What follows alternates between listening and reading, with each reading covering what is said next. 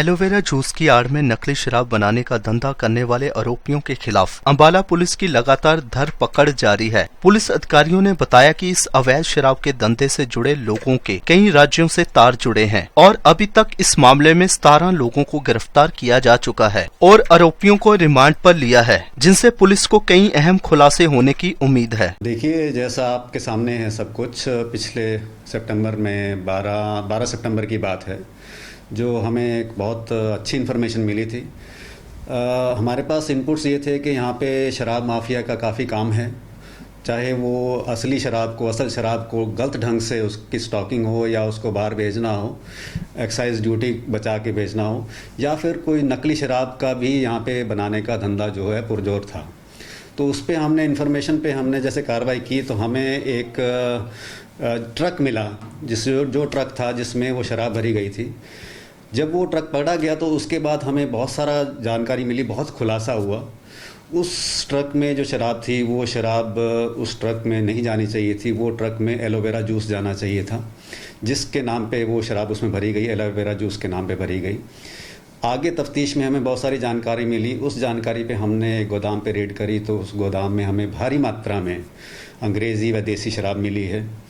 उसके आगे जैसे ही इन्वेस्टिगेशन में हमने प्रोसीड किया तो हमें एक और गोदाम की जानकारी मिली, एक और गोदाम पे हमने रेड करी तो उस गोदाम में भी हमें भारी मात्रा में शराब मिली।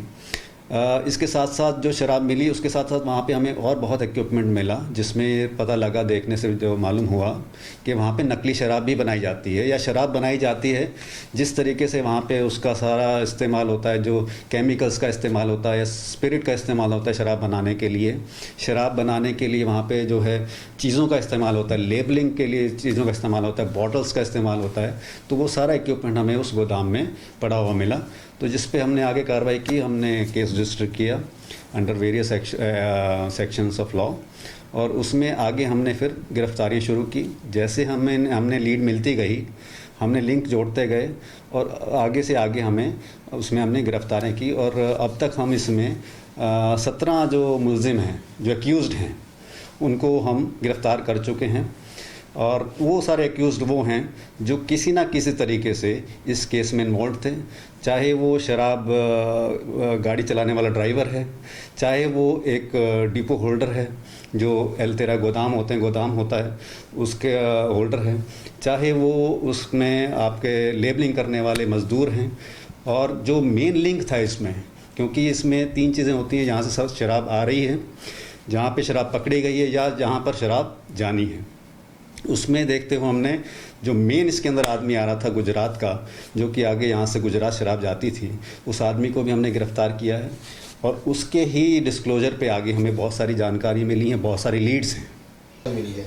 देखिए, जैसे मैंने बताया कि हमें जैसे नकली शराब या शराब बनाने का भी यहाँ पे इक्विपमेंट मिला, तो उससे हमें पता लगा कि यहाँ पे कोई एक्सपर्ट है जो कि जानता है कि शराब में मिक्सिंग क्या होगी, किस तरीके से शराब बनाई जाएगी, शराब का कंसंट्रेशन कितना होगा, क्या चीज़ होगी। तो वो आदमी को भी हमने गिरफ़्तार किया है और उससे ये खुलासा हुआ है कि यहाँ पे नकली शराब भी बनाई जाती थी और वो शराब हो सकता है ह्यूमन कंजम्पशन के लिए हानिकारक हो, उससे कोई बड़ा नुकसान, किसी जानलेवा भी हो सकती थी वो शराब।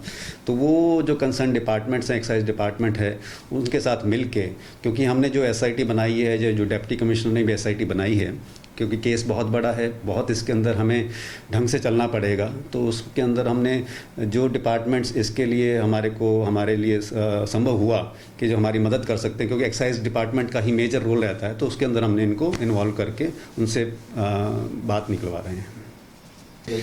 देखिए, सख्ताई का ऐसा है क्योंकि ये बहुत बड़ा ही एक नाजायज़ तौर पे शराब इकट्ठा करना, उसको बेचना और गलत शराब को बेचना, नकली शराब को बेचना बहुत बड़ा एक जुर्म है और इसके लिए बहुत सख्ताई की आवश्यकता है। और हमारे माननीय गृह मंत्री का हमारे पास क्लियर डायरेक्शन भी है और ये कानूनन एक अपराध है, तो इसके अंदर पुलिस भी बहुत सजग है।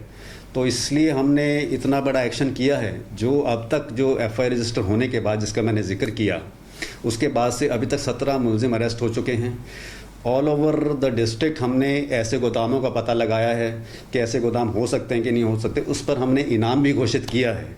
जो भी कोई इसके बारे में हमें जानकारी देगा इलीगल शराब माफिया के बारे में, उसको हम उचित इनाम भी देंगे।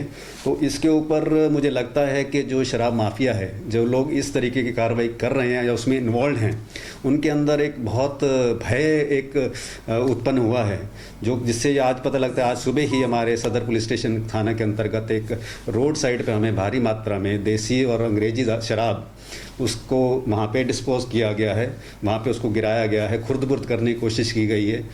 तो उससे मुझे लगता है कि वो जो माफिया है उसको एक बहुत भय है, वो समझता है कि अब पुलिस सजग है, पुलिस जो है किसी को भी इस चीज़ में बख्शेगी नहीं, इसलिए उनको ये लगा कि हमें इसको मामले को छोड़ना चाहिए और यहाँ से भाग जाना चाहिए। किस तरीके से कहाँ के लोग जो हैं वो? देखिए, तफ्तीश के दौरान जो हमें लीड्स मिल रही हैं, जो लिंक्स मिल रहे हैं, उससे ये लगता है कि जो माफिया केवल इस हमारा ज़िला या स्टेट तक सीमित नहीं है। इसमें अंतर्राज्यीय गिरोह है जिसमें शराब का आना, स्टॉक होना और जाना शामिल है। तो इसमें मैं आपको अगर क्लियरली बताऊं तो इसमें हमारे लिंक्स जो हैं, हम लीड्स हमारे चंडीगढ़ भी जाती हैं, हिमाचल में भी जाते हैं, गुजरात भी जाते हैं, दिल्ली में जाते हैं। इसमें हमारे पास स्पेसिफिक लीड्स हैं, हमारे पास यहाँ पे नाम हैं, जितने हमने अभी तक अरेस्ट किए हैं जो, उनमें से आगे उनके डिस्क्लोजर में हमारे पास कुछ नाम भी हैं जो इन स्टेट्स से कनेक्ट करते हैं। सर, एक बड़ा गिरोह जो है वो शामिल? ये एक बड़ा गिरोह सक्रिय है।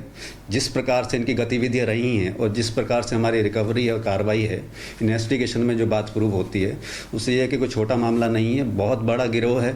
और इस गिरोह के जो पांव बहुत आगे तक बहुत जिलों में, राज्यों में पसरे हुए हैं।